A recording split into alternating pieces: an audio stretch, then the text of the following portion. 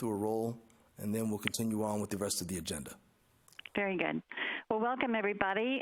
Thank you for joining us for the Learning Technology Advisory Committee meeting of the Texas Higher Education Coordinating Board. I want to thank everyone for attending because this is a special meeting, and we hope we do have a quorum before we can get started. So at this point, I will turn this over to Andrew Lofters and let him do a roll call to ensure that we do have a quorum. Andrew, Dr. Lofters. Thank you, Dr. Quinn. We'll pass this on to Elizabeth Steele. She'll go through the names, and please just identify yourself as present. During the meeting, if you're not speaking, please keep your phone on mute so we can eliminate some of the background noise. And during the meeting, please state your name prior to making any comments and your institution. Elizabeth? Thanks, Andrew. Good morning, everyone. I'm just going to do a quick roll call. If you could just state whether you're here or not, I would appreciate it. Patricia Abrego, Remy Ademola, Michelle Bentoncourt, present. Onita Burgess, Present. Jimmy Bird, Present. Perla Canales, Christina Cross, Present. Charles Desesseur, Present. Michelle Duran, Kimberly Gibson, Present. Roxanne Hill, Present. Catherine Howard, I'm here. Christopher Jordan, Todd Leach, Present. Justin Louder, Present. Jake McBee, Jacqueline Mock, Present. Pamela Morgan, Present. Sune Pausole, Patrick Plush, Present. Pamela Quinn, Here. Stephen Ryder, Charlene Stubblefield, Heather Voran, Present. Jason Woodall. Present. Thank you. And present also here at the coordinating board is Jessica Acton, Andrew Lofters, Dr. Stacy Silverman, and myself, Elizabeth Steele. So, Andrew. I'm not sure if my microphone came on. This is Michelle Duran. I'm also present. Oh, okay. Thank you, Michelle. Was there anyone else that didn't hear their name that needs to be identified as being present? And for the UT Tyler, please would you state if you're present on the line? Barbara Haas is present. Sandra Peterson is present. Thank you very much. Dr. Quinn, I'm handing it back over to you. Very good. I'm assuming we do have a quorum then, and we can continue? Quorum has been met. We can continue. Very good. Well, today's agenda is to discuss the proposal for the University of Texas Tyler Distance Education Doctor of Nursing Practice program. The role of the Ltac committee is to ensure that this program is using best practices for distance learning so students are successful. I know some of us on the call have been through this process before. Some are new. So we are not looking at curriculum and determining whether the academic side is there. Our role is to ensure that the students will be successful in the distance learning mode in which this program is being offered. So what I'd like to do, though, is this kind of the process we're going to go through. I'll first introduce our speakers from UT Tyler, who will provide a brief overview of the program. Then I will ask Ltac member Dr. Pamela Morgan from Midwestern State University to introduce her subcommittee and the findings and recommendations of the committee. Following that, we will open it up to the floor for the Ltac members to ask any further questions, and then after that, we will go for a vote on whether this is approved or not. So I would like to thank our experts from the UT Tyler program for joining us this morning. Obviously, they needed to be here. So I will turn it over to either Dr.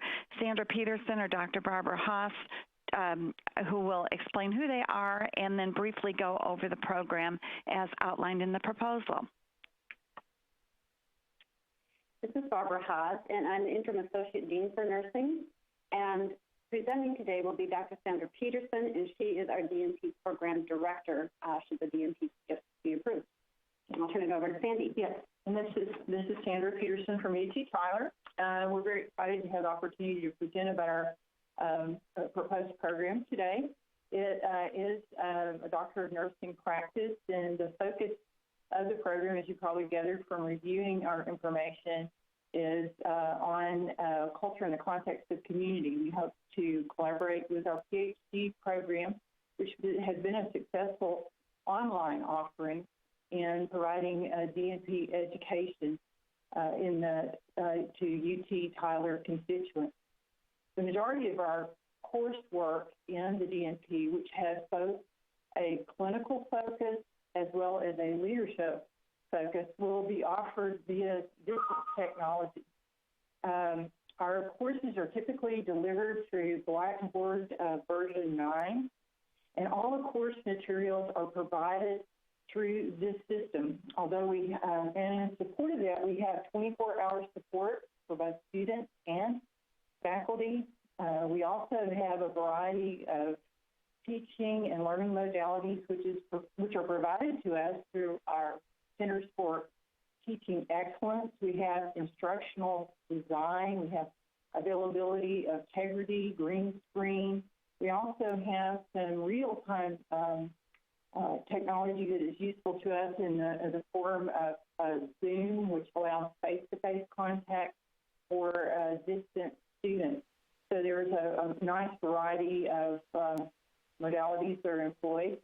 Student engagement is encouraged throughout this program. We've been careful in working through our curriculum to design courses so that not only are we taking into consideration the DNP competencies and guidelines that are put forth by national organizations, but also that we remain very engaged with our students through group activities and discussions that are held in the online environment. And these can be both synchronously and asynchronously. As I mentioned, the Zoom or web conferencing will allow the faculty and students to conduct asynchronous meetings if needed for review or to allow the students to interact with each other. There are 4 courses in each of the concentrations that require participation in a clinical setting to support the students' focus areas, but we're currently working to make sure that we're able to do that in a distance venue and yet provide the appropriate engagement of faculty and oversight through interactions with students, and using the web conferences to bring in both preceptors or mentors out in the clinical settings to have that communication between faculty, students, and also our preceptors in the clinical setting. Here at University of Texas at Tyler, we have a great capacity to offer the program using distance technology, and we do it well, as evidenced in our PhD program. And we have one of the premier online graduate program ratings in the United States. We're rated, I believe it's number 9, isn't it, Dr. Hott?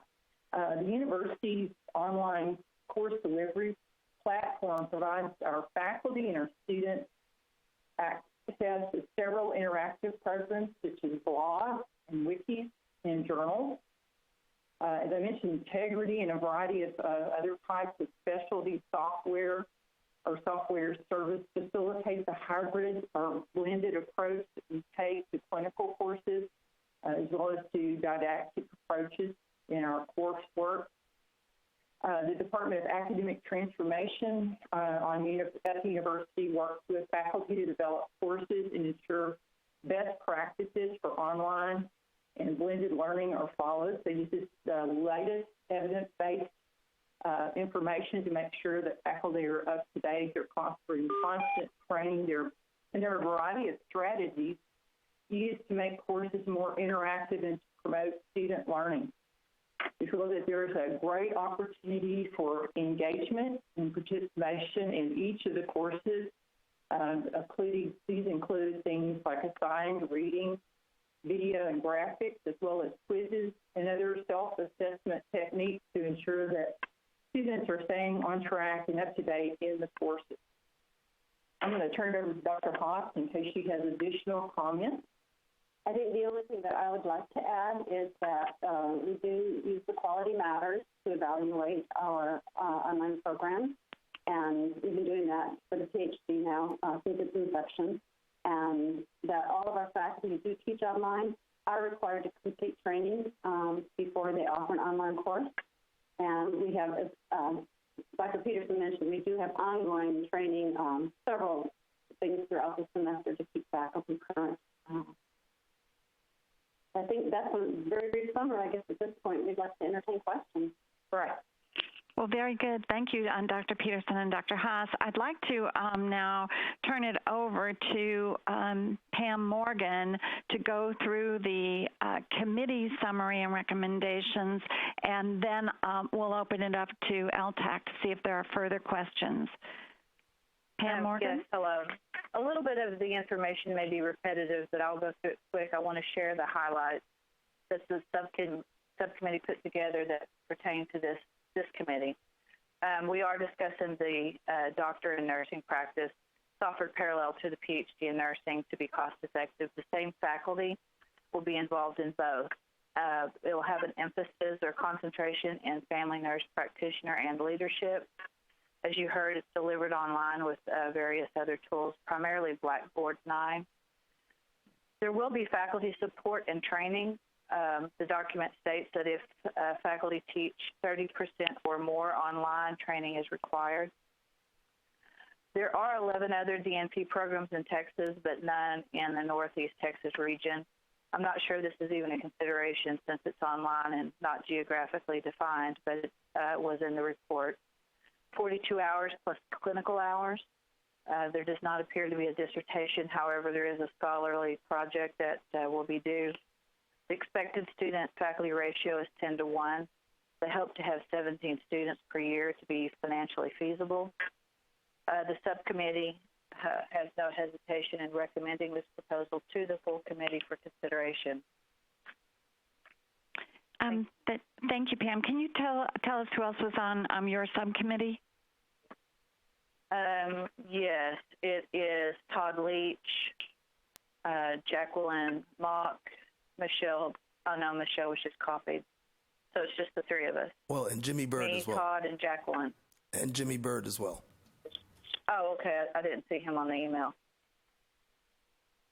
Okay, very good. 4. I will open it up then to the members of the Learning Technology Advisory Committee to see if you have any further questions for either the Ltac Review Committee or our practitioners from UT Tyler. Are there questions? Yes, Charles, that's Tarrant County College. I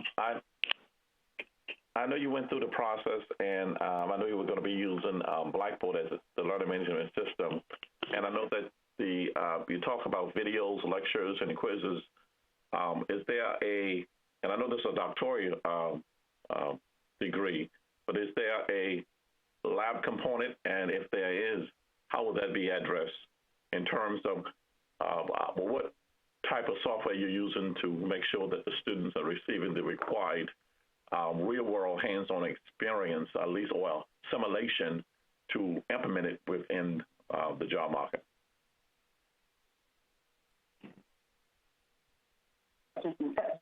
Yes, this is Sandra Peterson from UT Tyler. I'll be responding. There are two primary methodologies that we'll be utilizing to track those that are working through the scholarly D&T project in both the leadership and the clinical setting. And what the hope is to place them with mentors that are specialists in areas in which they're doing projects. We'll do the follow-up via Zoom, which is a webinar type software or WebEx type software in which you can share screens. You can have multiple participants in the call, so there will be actual face follow-up with faculty, student, and the mentor in the field or preceptor in the field clinically to have real-time conferences to ensure that we're doing that. The other mechanism that we utilize is a clinical tracking system, which is web-based. It is called Typhon, in which the student must enter their clinical hours or clinical experiences with patients as those, and that's a real-time system. We require that log to be kept up to date so that faculty at any time can go in and look at that to ensure that the student is staying on track with the appropriate types of experiences for their specific clinical or leadership projects. Oh, excellent. That's very engaging. Thank you very much. Other questions? This is Justin Lauder at Texas Tech. I've got just a couple. In your proposal, you indicate that there are 11 other DNPs in the state of Texas, but you don't distinguish between if there are other online or distance DNPs versus face-to-face. Did you look at that? Do you have that information? And then my follow-up to that is you tend to talk quite a bit about recruiting from the general service area of UT Tyler. Will you be limiting enrollments to that area, or is it open to anyone in the state of Texas, the region, in terms of authorization? So I'll start with those two, and then I've got another one after that. This is Barbara Haas, and I will respond to that. With regard to other programs, at the time that we were developing the proposal, there were no other programs that were primarily offered online, although several do offer online components in our hybrid similar to this, but most do require on-site participation, which has been very burdensome then for the practitioners in the East Texas area, because the closest program to us would be TCU, which is a private school and cost prohibitive for many students. And then the closest public institution is actually Louisiana, which would then have state tuition. So there's none in our area and none that offer enough of a flexibility to allow people in this area to participate in a DNP program. With regard to, I'm sorry, the second question, yes, was tricky about the first one. The second question, you tend to focus a lot on the recruitment of students in your service area or your general area. Sure. Is that limited or?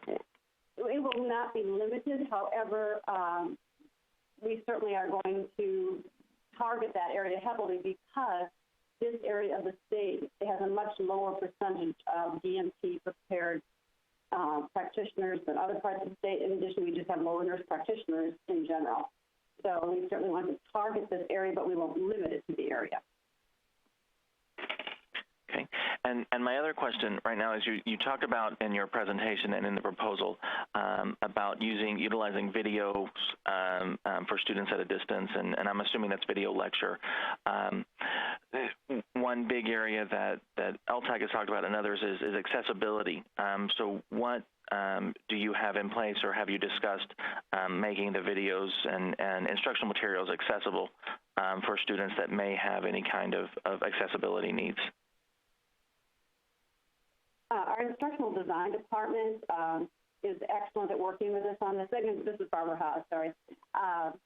And a few things that they've requested of us is, for example, lectures should also have the written component available so that students can read as well as hear and see the lectures. And then in terms of computer capability. We're upfront about the requirements, but we are sensitive to the fact that many of our students are in a very rural area and may not have their high-speed internet. So our instructional designers make sure that any lectures or any content does not require a high-speed internet for access, so that it's downloadable. Great, thank you. And Pam, that's all the questions I have right now. Okay, thank you, Justin. Anybody else? Any further questions? This is Patrick Plush, University of North Texas. And I didn't see any specifics in regard to assessment and high-stakes exams, and in particular, if you would require proctoring or how exactly you would protect the academic integrity of any high-stakes exams you might have in this course of study. So if you would, please address that for the committee. This is Sandra Peterson. I'll respond to that.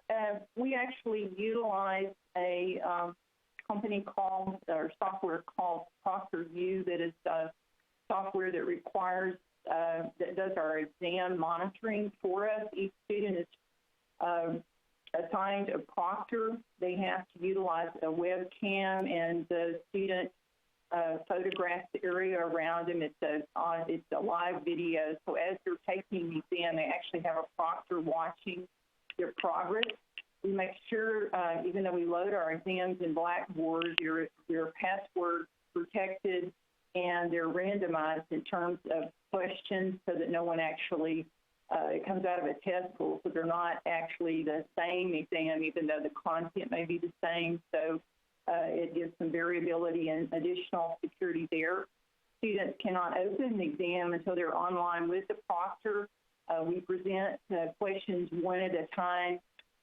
In most courses, we do allow some backtracking so students can go back to questions that they may not have been able to answer on first read. But we do make sure that students close out of the exam.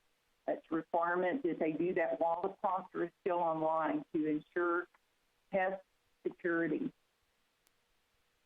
That seems like a very good approach. I appreciate you sharing that. I may have missed it. Was it in any of the documentation that you submitted? I didn't find a reference to ProctorView, but I think it is a very good way to handle this challenge. I'm not certain that it was put into the distance learning proposal, but it's something that we've been utilizing in our SNP program for some time and have used it with great success.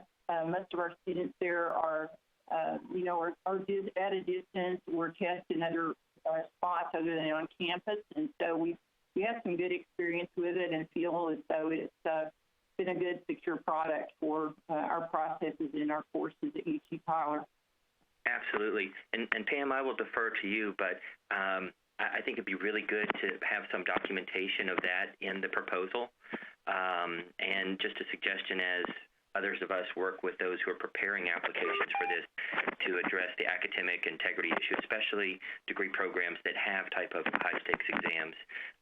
So I submit that for your consideration, and again, thank you for the response.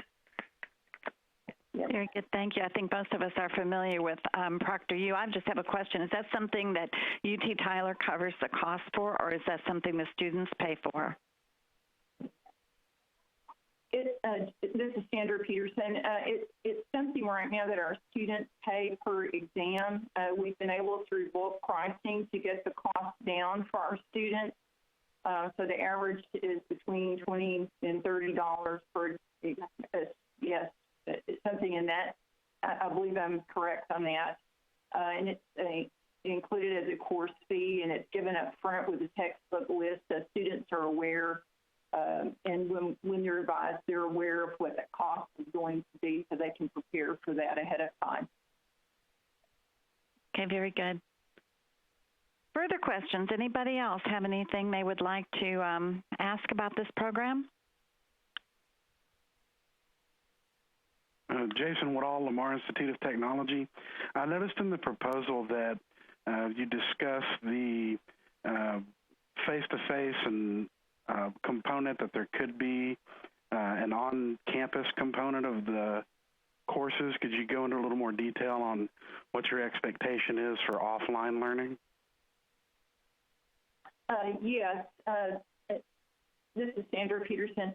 Because of the nature of clinical and leadership courses and the opportunity to utilize resources that we have on campus, or to have, for instance, a guest speaker come and address our students, or to have them interact with each other, which we see value in, as well as interacting with our PhD students, it's necessary sometimes to have what we call weekend intensives, or a few days of intensives. They're very short, 1 to 2 a semester at the most, depending on the course that they're in. These are held on campus. We have a number of venues available on campus that would hold a larger group of students, faculty, and have technology available on campus as well to allow for group settings.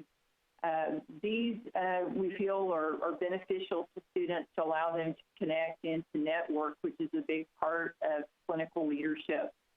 So that's how we plan those. They're given in the syllabus up front. Dates are planned well ahead of time, so that if someone needs to take off work or make arrangements for family, the student's aware of what days they'll be and what will be covered as far as agendas within the courses at the outset of the semester. Thank you. No more questions. Okay, are there other questions?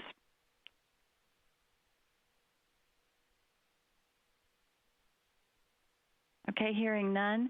Pam Morgan, would you please just summarize your final recommendation regarding this proposal?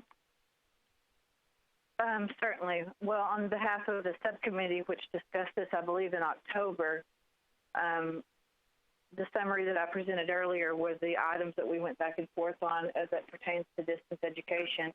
And so we wanted to present it to the committee without any hesitation or recommendation for the committee's approval. However, now that Patrick has mentioned the inclusion of ProctorU, perhaps that should be an item we consider.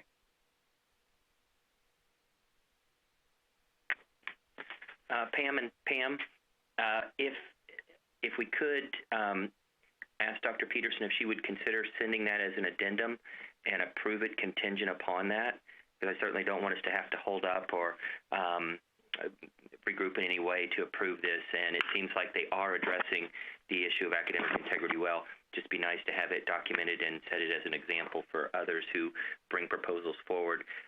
So I would suggest that option is to go ahead and recommend approval contingent and a vote, and make it effective contingent upon receiving just that documentation of the statement Dr. Peterson provided earlier. Okay, and then the subcommittee moves to accept the proposal as presented, with the understanding that an addendum including ProctorU as the testing source would be included in the proposal.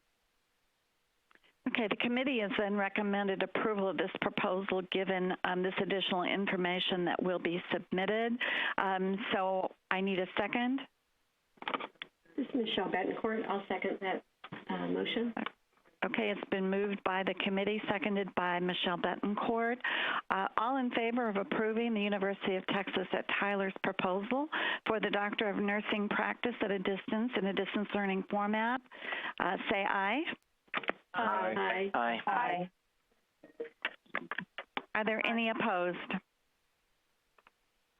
Okay, hearing none, motion passed, and congratulations to UT Tyler for what sounds like it will be an excellent online program, and one that will surely be able to meet students' needs so that they are successful in their journey through their degree.